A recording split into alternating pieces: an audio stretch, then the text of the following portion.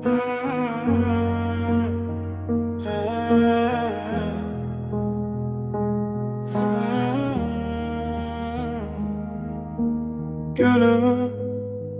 seni yitirmeyden korkuram ben. Bu sevgi adi değil. Gülüm, sen gelende değişti her şey. Karanlık içimde birden oldu güneş.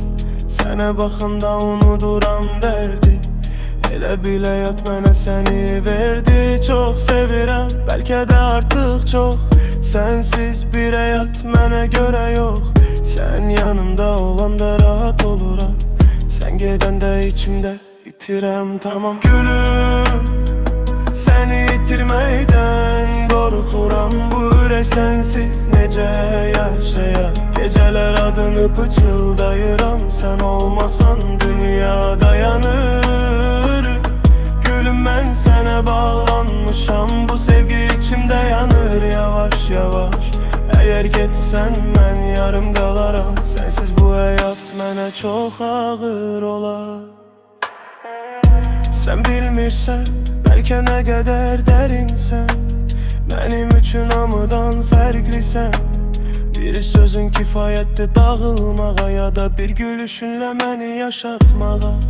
Ben sende taptım özümü yeniden. Senle doldu boş kalan her yerimden. İstəmirəm bu his bitsin birden. Korkuram seni itirmeyden gülüm erden. Ellerinden tutup bırakmak istəmirəm. Seni itirmək fikrine dözə bilmirəm.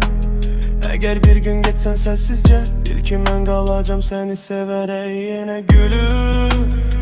Seni itirmeyden korkuram. Bu ürək sensiz necə yaşayar. Geceler adını pıçıldayıram. Sen olmasan dünya dayanır. Gülüm, ben sana bağlanmışam. Bu sevgi içimde yanır yavaş yavaş. Eğer geçsen ben yarım kalaram. Sensiz bu hayat mənə çok ağır olar. Gül